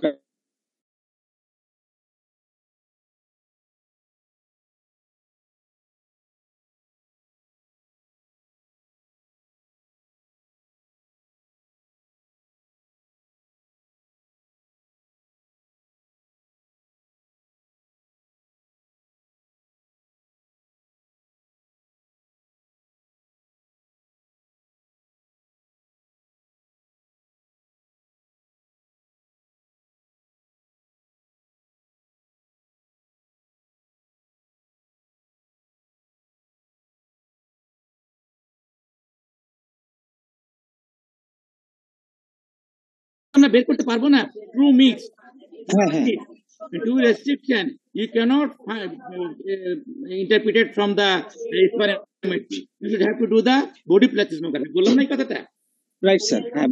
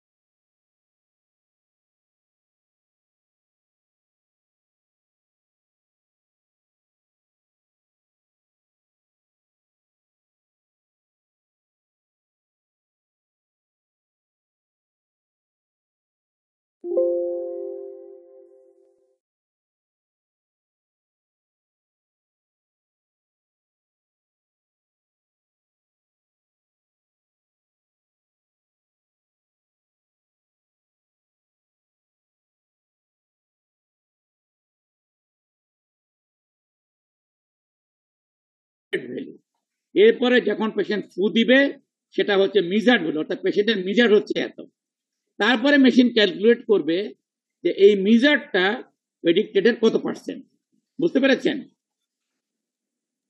জি স্যার আর স্যার যে বেস্ট যেটা স্যার ওই কলামটা কিসের স্যার বেস্ট এই বেসটা হলো যে আমরা যখন একটা স্পাইরোমিটার করব তখন পেশেন্টকে একবার করতে বলবো দুইবার আমরা কমপক্ষে 3-4 বার তাকে করতে বলবো আচ্ছা করার পরে যখন আমরা একটা বাটন টিপ দেব তখন সেখানে সব ইয়েগুলো এসে যাবে সব টেস্টিং গুলো এসে যাবে 4-5টা টেস্টিং চলে আসলো আচ্ছা 4-5টা যখন টেস্টিং চলে আসলো তখন আমি কি বললাম আমি বললাম আপনি দেখতে হবে আপনাকে চোখ দিয়ে তার এই টেস্টিং গুলোর মধ্যে কোন টেস্টিংটার মধ্যে ভেরিয়েশনটা লেস অর্থাৎ ওই যে এফবিসির যে ভেরিয়েশনটা হয়েছে টেস্টিং এর মধ্যে 1টা 2টা 3টা 4টা যে পড়লো এই 4টার মধ্যে আমি সিলেক্ট করব এই কার্সার দিয়ে সিলেক্ট করব যে আমি এটা নিব এটা নিব, এটা নিব, এই তিনটা নিব, কারণ এটা হয়নি। অর্থাৎ এইখানে ভেরিয়েশনটা হচ্ছে মোর দেন 25%, এখানে এফবিসি ভেরিয়েশন হচ্ছে মোর দেন, আমি এটা ডিসপ্লে করে দেবো। তাহলে আমরা বেস্ট দুটোও নিতে পারি, তিনটা, এই দুটো আমি সিলেক্ট করে দিলাম, এই দুটো আমি সিলেক্ট করে দিলাম, তখন মেশিন এই দুটাকে ক্যালকুলেট করে পেশেন্টের একটা টেস্টিং বের করে দেবে। Is it clear? G sir, sir, G sir. Sir ওই যে, যদি একটা পেশেন্টের স্যার পার্সেন্টেজে কম কিন্তু 200 ml এর বেশি, আর তাহলে একটা আমরা পেশেন্টের আমরা এটাকে ধরবো না রিভার্সিবিলিটি। আমরা কি বললাম, রিভার্সিবিলিটি পজিটিভ হওয়ার জন্য শর্ত হচ্ছে দুটো একসাথে হতে হবে, আচ্ছা 12% and not the 12% or 200 ml, 12% and 200 ml, এটা কিন্তু পরিষ্কার মনে রাখতে হবে, and কিন্তু নট দ্য অর। আচ্ছা স্যার, তার একটা কম হলে এটা ধরবো না স্যার, তাহলে বুঝতে হবে it is reversibility is not positive. Not positive, right sir. আর স্যার আমরা যে স্যার ইয়া করি এই মানে লাং ফাংশন টেস্টে যে স্যার ডিএলসিও টিএলসিও, বললাম ওটা বডি প্লাথিসমোগ্রাফ, বললাম এই কথা, ওটা হচ্ছে বডি বক্স, আলাদা কিন্তু পুরোপুরি। ওটা এক্সপেরিমেন্টের সাথে ডিএলসি কোনো সম্পর্ক নাই কিন্তু। ওটা বডি প্লাথিসমোগ্রাফি স্যার, এক্স্যাক্টলি বডি প্লাথি, ওটা আলাদা কিন্তু, পুরোপুরি আলাদা। ওইটা কি একটু বলা যাবে স্যার, টিএলসি আর ডিএলসি? ডিএসসি হচ্ছে ডিফিউজিং ক্যাপাসিটি অফ কার্বন মনোক্সাইড। কেমন, আমরা কার্বন মনোক্সাইডটা কেন চুজ করলাম, আমরা এটা খুব কুইকলি ডিফিউজ করে, কুইকলি চলে আসে আবার, কথা বুঝছেন? অর্থাৎ আমাদের রেসপিরেটরি মেমব্রেন দিয়ে কার্বন মনোক্সাইড কুইকলি ব্লাডে চলে যায় এবং সেটা কিছু সাথে বাইন্ড করে না, কুইকলি চলে আসে। Is it clear? যার জন্য আমরা কার্বন মনোক্সাইড চুজ করি, সেই জন্য পেশেন্টকে ওই কার্বন মনোক্সাইড ইনহেল করতে বলি আমরা, বা এক্সেল করতে বলি। অর্থাৎ কতটুকু কার্বন মনোক্সাইড গেল, কতটুকু চলে আসলো, এবং কতক্ষণে গেল, কত কত কত সময়ের মধ্যে গেল, ওখান থেকে আমরা ক্যালকুলেট করব তার ডিফিউজিং ক্যাপাসিটিটা কত আছে, অর্থাৎ ডিফিউজিং ক্যাপাসিটি নর্মাল কিনা, নর্মালের চেয়ে কম কিনা, এটা দেখার জন্য কার্বন মনোক্সাইড ডিফিউজিং ক্যাপাসিটি করা। এটা কিন্তু এক্সপেরিমেন্টে করা সম্ভব না, এটা করতে হলে আপনাকে বডি বক্স, বডি প্লাথিসমোগ্রাফ করতে হবে। ওখানে করে একটা আলাদা একটা কার্বন মনোক্সাইডের একটা জার আছে, ওখান থেকে কার্বন মনোক্সাইড নিবে, নিয়ে এসে ব্রেথ হোল্ড করবে, ব্রেথ হোল্ড করলে কার্বন মনোক্সাইড ডিফিউজে রক্তে চলে যাবে। দেন হি উইল এক্সেল করবে কতক্ষণ, এক্সেল করার পরে কার্বন মনোক্সাইড বেরিয়ে আসবে। অর্থাৎ কার্বন মনোক্সাইড যাওয়ার পরে কতটুকু কার্বন মনোক্সাইড বেরিয়ে আসলো, ওইটা মেশিন ক্যালকুলেট করে বের করবে তার ডিফিউজিং ক্যাপাসিটি কত। ওটা কিন্তু একটা আলাদা আলাদা আলাদা টেস্ট এবং একটা ইন্টারপ্রিটেশন আলাদা কিন্তু। আসসালামু আলাইকুম স্যার, ইরিভার্সিবিলিটির একটা উদাহরণ দেখে যদি একটু বলতেন ভালো হতো। ইরিভার্সিবিলিটি তো খুব সহজ। ধরেন আপনি পেশেন্টের একটা স্পারমিটার করলেন, তাই না? করার পরে আপনি তাকে সালবুটামল দিলেন 200 মাইক্রোগ্রাম অথবা 400 মাইক্রোগ্রাম সালবুটামল দিলেন, 15 মিনিট পরে আবার করলেন যে তার FeV1 FVC যে রেশিওটা, FeV1 যে ইমপ্রুভমেন্টটা হলো 8% অথবা 4% ইমপ্রুভ করলো, এবং তার অ্যাবসলিউট ভ্যালুটা দেখলেন আপনি যে সেটা হয়তো 200 ml ফুলফিল করলো, তাহলে বুঝতে হবে ইট ইজ ইরিভার্সিবল। অথবা দেখলেন তার আমরা কিন্তু ওই যে টেস্টিং গুলো আছে না, ওখানে কিন্তু মেশিনেই এটা আপনি কিচ্ছু করতে হবে না, মেশিন পুরোটা ক্যালকুলেট করে আপনাকে বের করে দিবে। শেষের দিকে একদম লাস্ট কলামে দেখবেন মেশিন ক্যালকুলেট করে একটা ডাটা জেনারেট করে দেয় যে improvement of the FeV1 FVC less than 12%, more than 12%, absolute value less than 200 ml। এটা কিন্তু ডাটা, এই জন্যই বললাম যে প্র্যাকটিক্যাল সেশনটা সামনাসামনি টেস্টিং দেখলে খুব সহজ হতো আপনাদের জন্য। আমি রিশাদকে অবশ্যই টেস্টিংটা দিয়ে দেবো, তাহলে আপনার জন্য নিলে দেখতে সুবিধা হবে আপনাদের। ওইটা খুব ইজি, এটা just you can see the একটা গ্ল্যান্স, আপনি দেখেই বলে দিতে পারবেন যে ইট ইজ নট রিভার্সেবল। হ্যাঁ, কোয়াইট ইউ ক্যান সে এটা রিভার্সেবল না, আপনি জাস্ট দেখে বলে দিতে পারবেন যে এই যে ডাটাটা এটা লেস দেন 12% অথবা লেস দেন মোর দেন 12% বা less than 200 ml, it is reversible. বুঝতে পারছেন?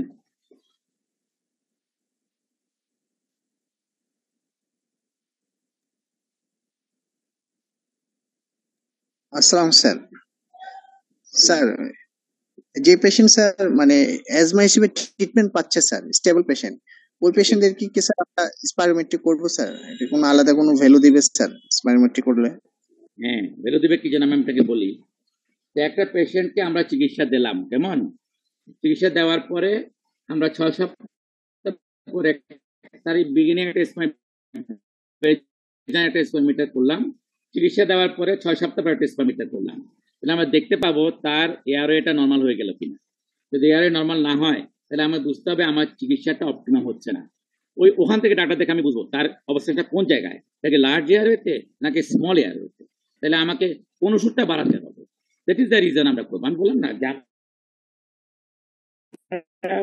ডায়াগনোসিসের জন্য করবো, রেসপন্স টু থেরাপির জন্য করবো। আমরা ডে টু ডে করি, আমরা পিক ফ্লো দেখে যে প্রতিদিন তার মর্নিং ইভিনিং ভেরিয়েশন কতটা পিক ফ্লো দেখে বলি। But as a whole treatment রেসপন্সটা আমরা দেখবো by spirometer every 3 month 6 month interval. আমরা যে পেশেন্টের স্টেপ ডাউন করবো, কিসের উপর স্টেপ ডাউনটা করবো? একটা হচ্ছে আমরা একটা পেশেন্টের অ্যাজমা চিকিৎসা দিলাম স্টেপ 5-এ অথবা স্টেপ 4-এ চিকিৎসা দিলাম, দেওয়ার পরে আমরা 12 সপ্তাহ পরে আমরা স্টেপ ডাউন করতে চাচ্ছি 3 মাস পরে। আমরা কিছু what is the criteria doing the step down? একটা ক্রাইটেরিয়া হচ্ছে যে ওয়েলবিং অফ দ্য পেশেন্ট, আমি স্টেথো দিয়ে কিছু পেলাম না, that is a good criteria for judgement. But scientifically যে আমরা যে স্টেপ ডাউন করব, কেন স্টেপ ডাউন করবো? আমরা কি স্টেপ 4-এ আসবো, স্টেপ 3-তে আসবো, কখন দেখবো আমরা? ইফ ইউ ডু দ্য এক্সপেরিমেন্টটি again and if you interpret the data, then you can say, তাকে বলবো যে আপনি তো ক্লিনিক্যালিও ভালো আছেন, আপনার লাং ফাংশনে খুবই চমৎকার, so we can easily step down এদের 2 অথবা 3-তে আনতে পারি আমরা। সেই জন্য আমরা যে downing of the step in case of asthma management অথবা সিওপিডি ম্যানেজমেন্ট ক্ষেত্রে এক্সপেরিমেন্টটি should be done routinely every 3 to 6 month interval. Yes, sir. Thank you, sir.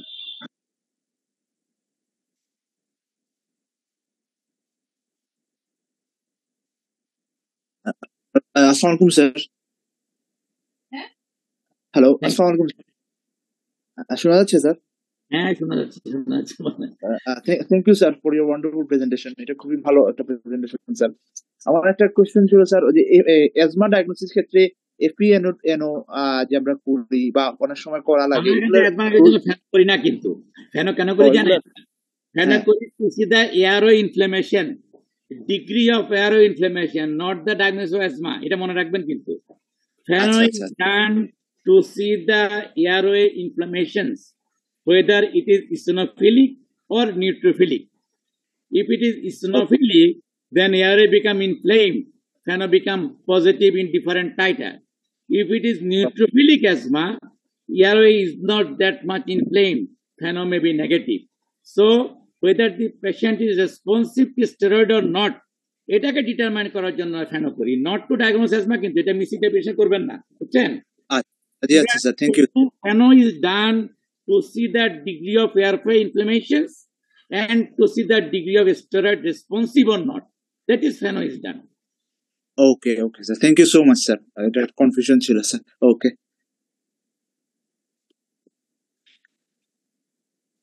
আমাদের প্রায় 11:30 বাজে, পার হয়ে গেছে ক্লাসের আধা ঘন্টারও বেশি। আমার মনে হয় স্যার আমরা শেষ করতে পারি, কারণ কোশ্চেন আসতে থাকলে কোশ্চেন আর শেষ হবে না। Thank you. আমাদের জন্য স্যার ভবিষ্যতে কিছু ক্লাস যদি নেন স্যার, অ্যাজমা, সিওপিডি এবং ডিপিএলডি। আচ্ছা, দেখা যাবে ইনশাআল্লাহ। ঠিক আছে, আমরা চেষ্টা করবো, আমরা স্যারকে রাজি করে আনার জন্য চেষ্টা করবো। আপনাদের অনুরোধটা মাথায় থাকবে।